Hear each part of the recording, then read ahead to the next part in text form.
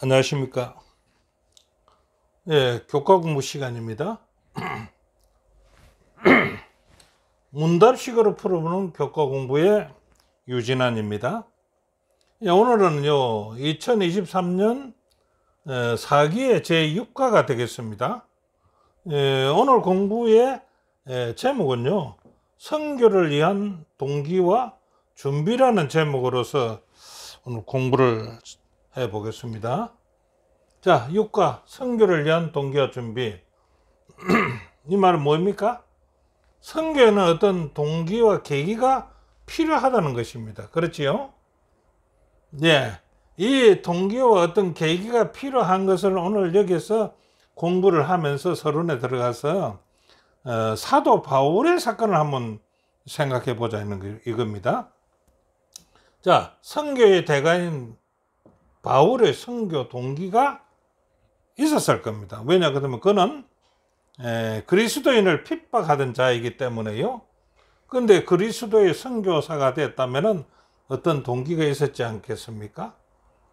그걸 이제 성경에 보면 뭐 여러 가지 성경절을 많이 될 수가 있지만은 짤막하게 한마디로 한다면은 사도행전 9장 5절에 있는 성경절을 한번 될 수가 있는데요. 대답하되 주여 니시오니까 가라사대 나는 내가 핍박하는 예수다. 이 말이 뭡니까? 예, 사도 바울이 그때는 사울이었지요.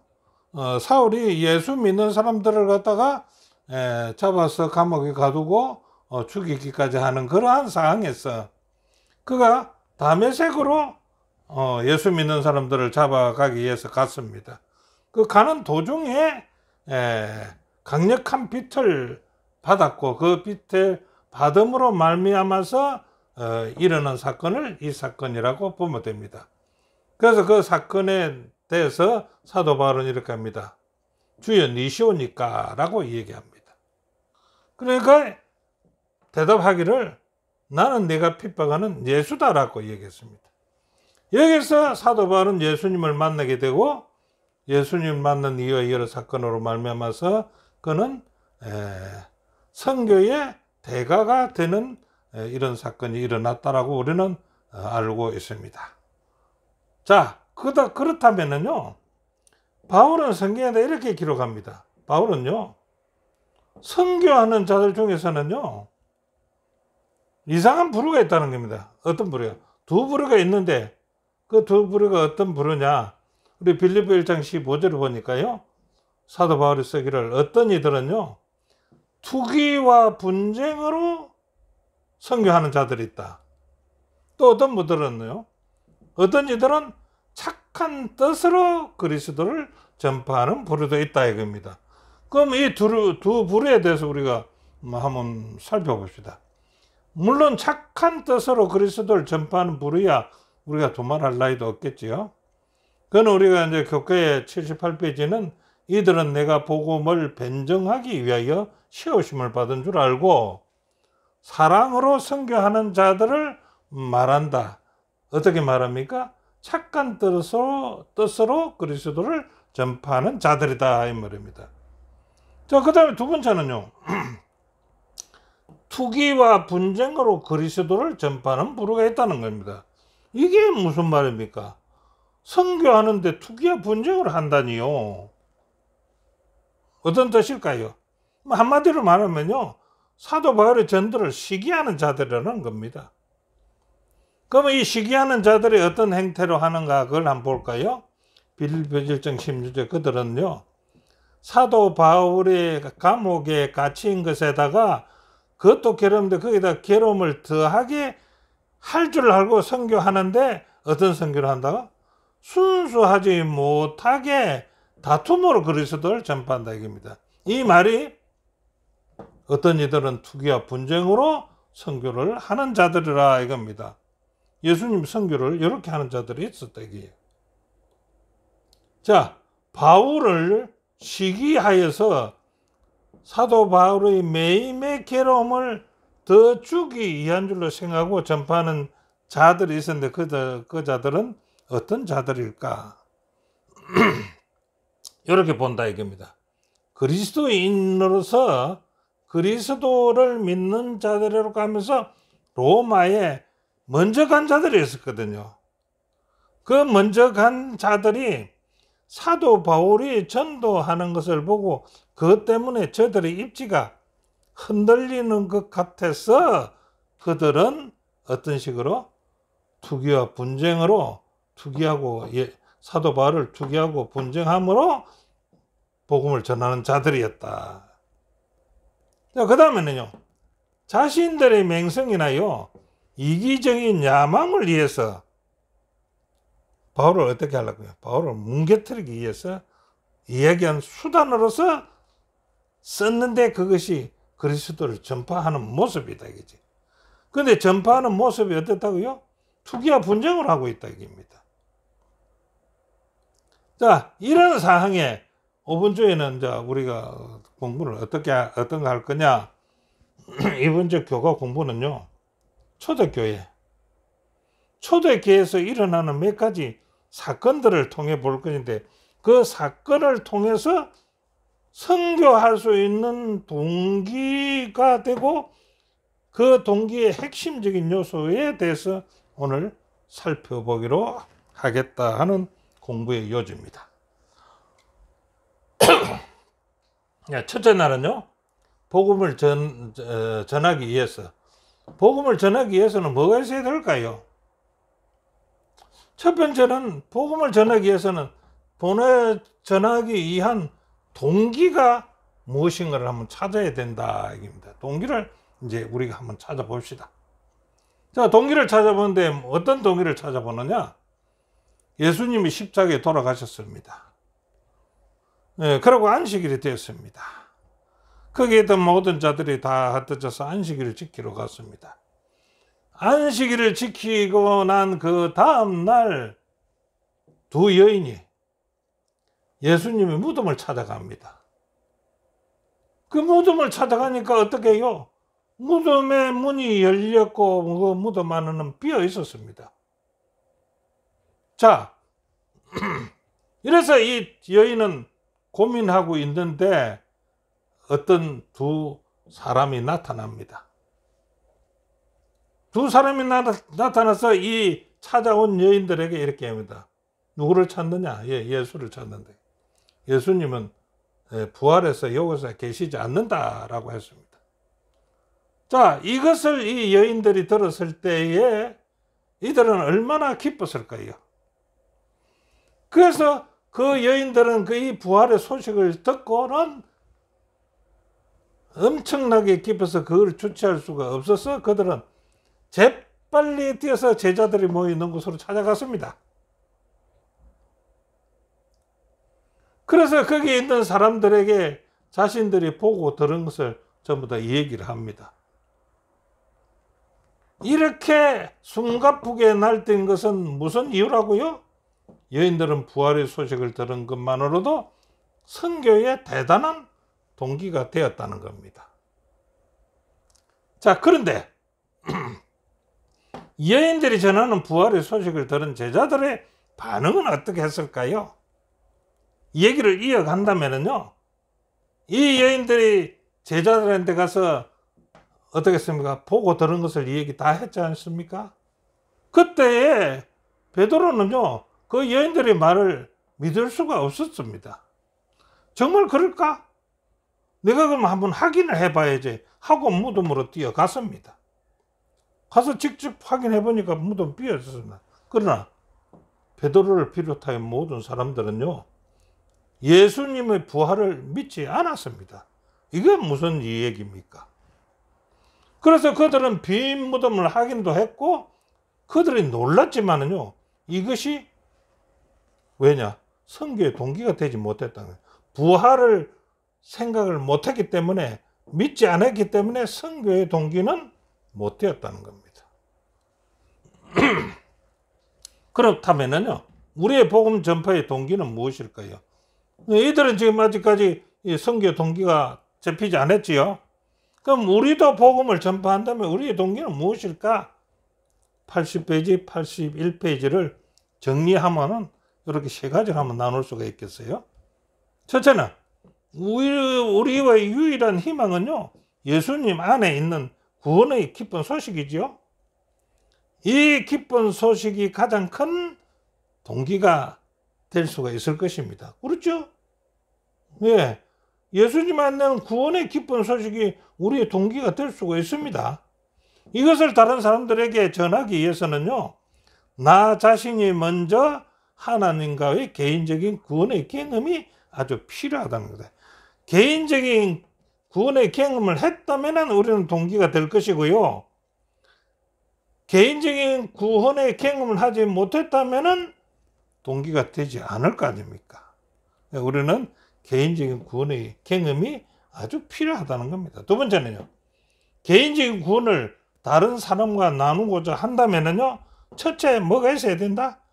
열망이 있어야 하는데 그 열망이 우리의 선교의 중요한 동기가 될 것이다. 그러니까요, 구원의 경험은 했지만은 열망이 없으면 이도 선교의 동기가 되지 않는다 이거죠. 그래서 구원의 경험을 했다면은 선교의 중요한 동기가 될 수 있는 것은 열망이 있어야 된다.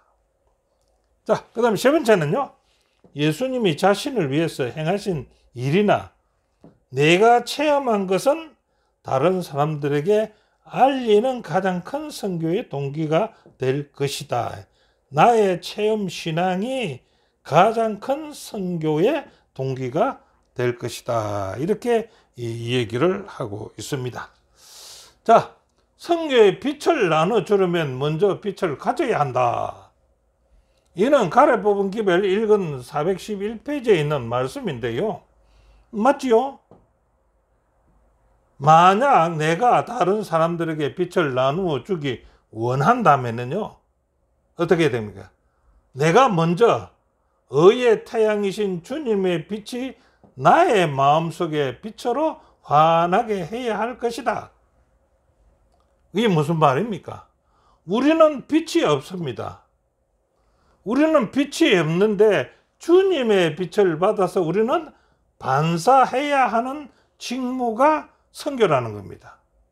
그래서 우리는 주님의 빛을 받아서 그 빛을 다른 곳에 반사해야 되는 것이 우리의 업무다 이겁니다.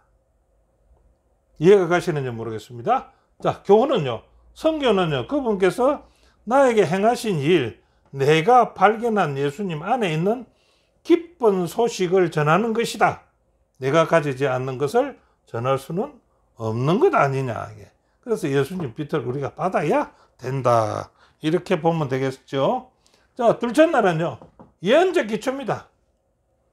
예언적 기초를 갖다가 우리는 겪어야 되는데 직접 체험하는 것이 가장 좋다 이거지. 자, 자, 사도들이요, 낙심한 제자들의, 그러니까 사도들이 낙심하고 있었죠. 이때까지는 그 전환기가 있었습니다. 그 전환기에 어떤 사건이 일어났는가라고 이제 본다면 누가복음 24장 36절과 39절까지 있는 말씀을 보면요, 이렇게 정리할 수 있습니다. 자, 무덤에 갔던 여인들이 말과 베드로가 직접 빈 무덤을 보고도 믿지 않았거든요. 그렇죠? 자, 얼마나 안 믿는가 한번 봅시다. 그 다음에 두 번째는요, 엠마오로 가던 두 제자가 예수님을 만났지 않습니까? 만나서 집에까지 가서 떡을 떼고 축사를 하고 떡을 떼 나누어 주려고 하는데 그분은 안 보였거든요. 그래서 가만히 생각하면 그분이 예수님이었더라. 예수님이 저희들은 몰라봤다는 거지요. 그래서 제자들이 엠마오로 가던 두 제자가 급히 와서 그들과 같이 있던 자들을 만나서 예수님 만난 말을 합니다. 그래도 그 제자들은 믿지 않았어요. 그때 나타난 현상이 예수님이 나타납니다. 그 믿지 않고 있을 때에 예수님이 직접 나타나는 겁니다. 그래서 예수님이 어떻게 합니까? 예수님 그들에게요, 자, 내가 부활했다. 상처를 한번 보고 만져봐라. 그것도 안 믿어요? 그러면은, 먹을 것 있느냐? 내가 어떤 그 귀신이 아니다. 영이 아니다. 나는 직접 사람이다. 그 먹을 거 있으면 날 좀 줘봐라. 그러니까 생선을 주니까 생선을 잡수시더라 이거죠. 이렇게 부활하심을 제자들에게 확인시켜 줍니다. 자, 그러면 어느 정도 이제 믿겠죠. 그러고 나서 예수님이 사람들에게 다시 이렇게 말합니다. 누가복음 24장 44절, 내가 너희와 함께 있을 때 내 이런 말 했지 않느냐? 너에게 말한 바 곧 모세의 율법과 선지자의 글과 시편에 예수님을 가리켜 기록된 모든 것이 이루어져야 하리라 한 말을 내가 했지 않느냐? 그것이 내가 이 부활하고 지금 이렇게 된 것이다 라고 했죠. 자, 부활하신 예수님이 제자들에게 말씀을 주신 이유는 바로 하나님의 말씀으로 이루어진 예언의 성취, 예언의 기초가 아니까 예언의 성취가 전도와 선교에 대한 강력한 동기가 될 수가 있다는 것입니다. 자, 제자들은요, 왜 예수님의 부활을 믿지 않았을까요? 자, 이제 이렇게 하니까 믿기는 믿었습니다.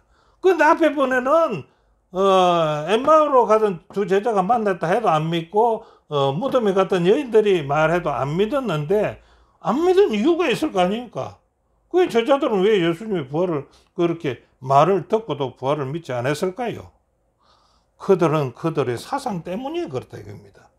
자, 제자들의 세계관, 그들의 사상은요, 정치적인 지상왕국을 바라고 있었기 때문입니다. 그러다 십자가 죽었으니까 어떻게 해요? 죽을 기라고 하니까 그들은 예수님한테 안 됩니다. 그렇게는 하지 마십시오 하고라고 반대했지 않습니까? 그런데 결국 예수님이 십자가에 죽으시거든요. 그러니까 그들은 어떻게 했습니까? 그들은 낙심하고 말았던 것입니다. 근데 십자가의 본 뜻을 제자들은 몰랐다는 겁니다. 3년 반 동안 예수님을 따라다녀도 십자가의 본 뜻은 몰랐다는 겁니다. 그래서 이런 생각을 가지고 있었다는 거죠. 그러면 십자가의 본 뜻은 무엇입니까? 사탄에 대한 그리스도의 승리를 얘기하는 거고요. 그걸 보여주는 것이고, 그 다음에요, 언젠가는 세상의 모든 악이 멸망하기고요, 땅이 새롭게 창조되어서 하나님이 백성과 함께 하실 것을 약속했던 그 언약을 이루는 길이 바로 십자가의 길이었다는 것을 그들은 믿지 않았다고 82페이지에 말씀을 했습니다. 자, 교훈에는요, 하나님을 경외하는 것은요, 견고한 말씀이 토대 없이는요, 지속될 수가 없다고 했습니다. 그래서 예수님도 말씀을 가지고 또 정언했지 않습니까? 자, 진리를 밝히 이해할 때에 우리는 선교를 위해서 더 잘 준비될 것이다 라고 저자는 교훈에서 말씀하고 있습니다. 자, 셋째 날은요, 기다림과 선교입니다. 기다림이라니요? 뭘 기다려야 하는가? 뭘 기다려야 하는가 한번 볼까요? 그리고 기다리면서는 무엇을 해야 되는가? 자, 예수님은요, 성천하시기 직전에요, 제자들에게 어떤 사명과 약속을 주셨습니다. 그 사명과 약속 때문에 기다린다 이겁니다. 자, 어떤 약속을 줬을까요? 예수님은 제자들에게요, 아버지의 약속하신 성령을 보내실 때까지 너희들은 예루살렘을 떠나지 말고 기다리라. 기다리라. 뭐 할 때까지요? 성령을 받을 때까지 기다려라. 그 다음에 또 두 번째 이제 사명은 뭡니까?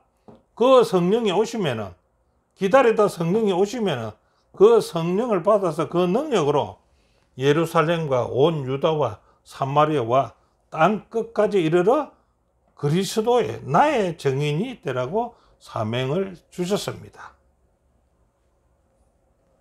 자, 그래서 120여 명의 남녀 제자들, 그러니까 이제 그 문도들은 그 사명과 약속을 기다리는 동안 무엇을 하고 있을까요? 가만히 먹고 자고만 있었을까요? 그 약속, 사명과 약속을 기다리는 중에요. 자, 어떻게 했는가 한번 볼까요? 첫 번째는요, 제자들은 기다리는 동안 두 가지 방법으로 사명을 준비를 했는데 그 두 가지를 무엇을 했을까요? 첫째는요, 누가는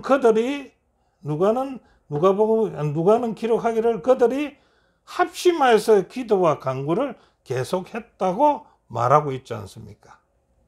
자, 그들이 무엇을 위해 기도했는지 그 기록은 없습니다.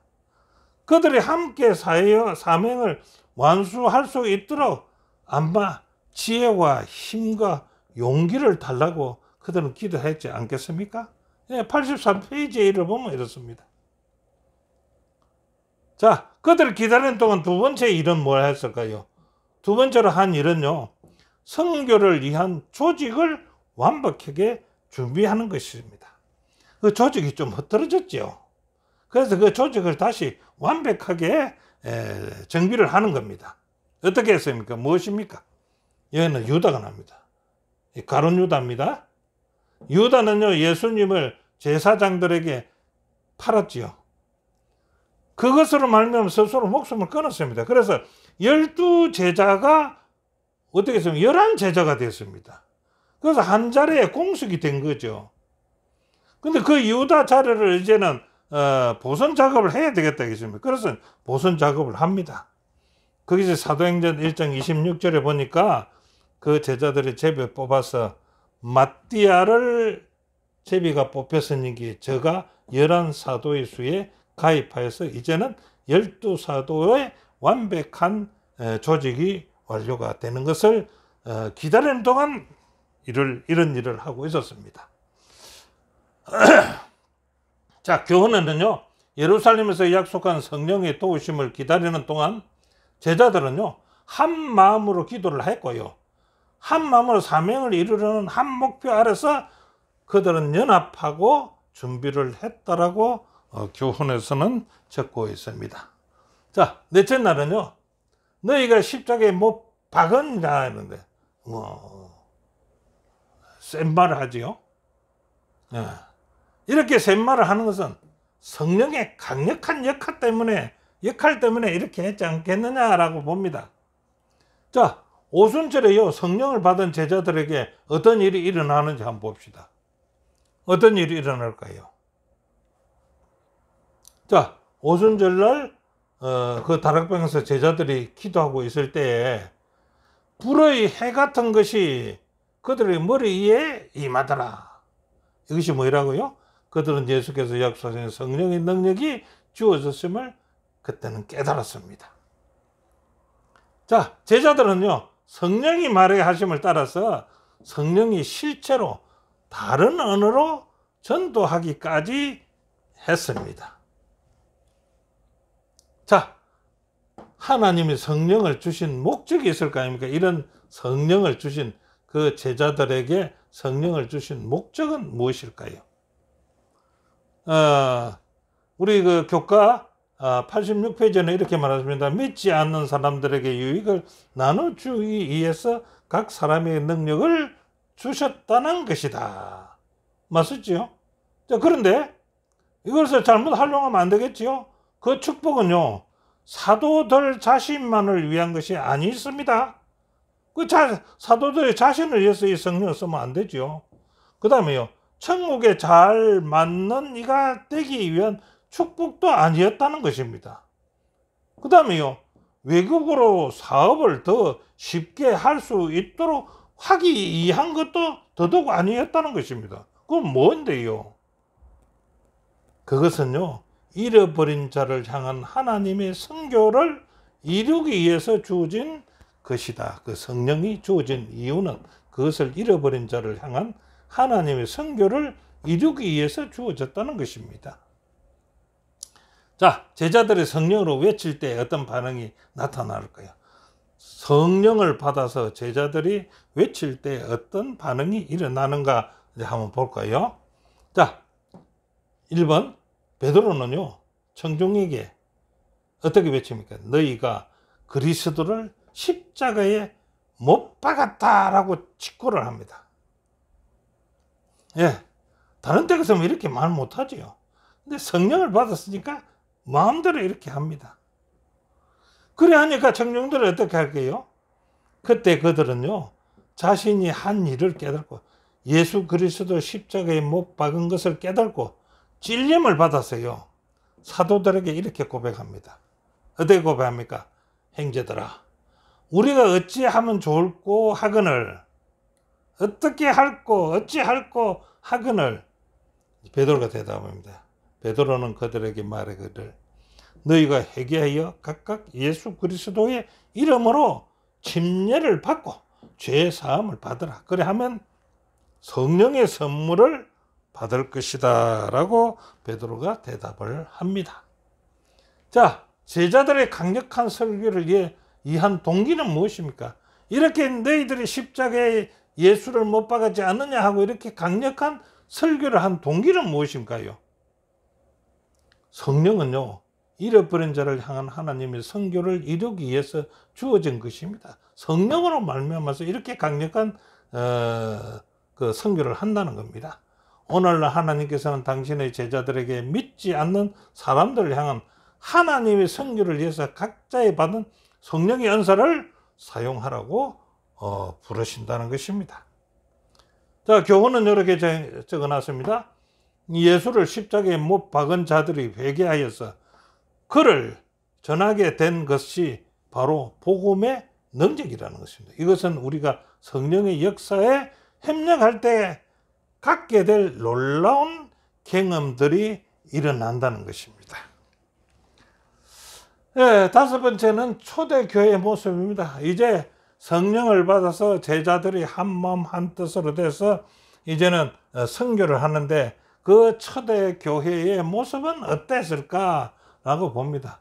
그래, 초대교회의 모습과 부흥은 어떠했는가? 사도행전 2장 41절부터 47절에 있는 것을 읽어보면 이렇게 정리할 수 있습니다. 첫째로요, 성령 충만한 사도들의 설교에 침례를 받는 사람들이 하루에 3,000명이나 더하더라라고 했습니다. 예, 이 교회가 초대교회의 모습입니다. 3,000명이나 하루에 교회에 들어온다. 두 번째는 성도들이 모든 물건을 서로 통용하고요. 성도들이 서로 그 물건을 통용하고 서로 필요에 따라서 물건을 나누어 주는 그런 모습이 초대교회의 모습입니다. 그 다음에 초대교회의 모습은 날마다 마음을 같이 해서 모이기를 힘쓰고 함께 떡을 떼면서 기뻐하는 모습이 초대교회의 모습입니다. 그 다음에는요, 온 백성이 칭송을 받죠. 이렇게 하니까 칭송을 받으니까 주께서 구원받은 사람이 날마다 더하게 되는 것이 초대교회의 모습이었습니다. 자, 그렇다면요, 초기 교회에 이렇게만 하고 사람들이 몰려 들어와서 날마다 더하게 되면 이 교인들을 정리를 해야 될 거 아닙니까? 그래서 초기 기독교의 핵심 기능은요, 제자 훈련이었다는 겁니다. 그 제자 훈련은 어떻게 했는가? 첫째로요, 새 신자들은요, 사도들의 교리와 교제에 훈련을 했다는 것입니다. 두 번째는요, 일상적인 신앙생활에 대한 것을 교육했다는 것입니다. 세 번째는요, 직접 모본을 보여주는 교훈이 대단한 교육이죠. 우리도 교회에서 장로나 목사님이나 먼저 들어온 성도님들은 모본을 새로 들어온 사람들에게는, 신자들에게는 직접 모본을 보여주는 교육이 가장 큰 교육이라고 저는 생각하고 있습니다. 이렇게 해서 초기 기독교의 핵심 기능인 제자 훈련을 이렇게 했다는 것입니다. 안에 자세한 내용은 읽어보시기 바랍니다. 교훈은요, 초대교회 제자 훈련의 핵심은요, 가르침과 그 다음에 독려, 함께 하는 것이었다. 가르침은요, 유익을 주지만은요, 그보다 제자들을 직접 보고 따르는 모본을 보여주는 것이 참 그리스도인이 교육이 되고 그것이 참 그리스도인을 만드는 방법 아니겠습니까?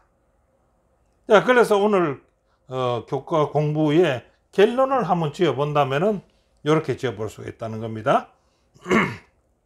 첫째로요, 복음을 전하는 것은요, 하나님께서 우리들에게, 나에게 하신 일을 전하는 것입니다. 나에게 하신 일을 전하는 것. 두 번째는요, 예수님은요, 복음을 전할 수 있도록 제자들을 말씀의 토대 위에 세웠고요, 성령의 부어주심을 통해서 전하니까 듣는 이의 마음을 준비시켜 준다는 것입니다. 세 번째는 신앙과 가르침은요, 교제를 통해서 실제적으로 보여지고요, 새로운 신자들은요, 삶을 통해서 교회를 배울 수가 있다는 것입니다.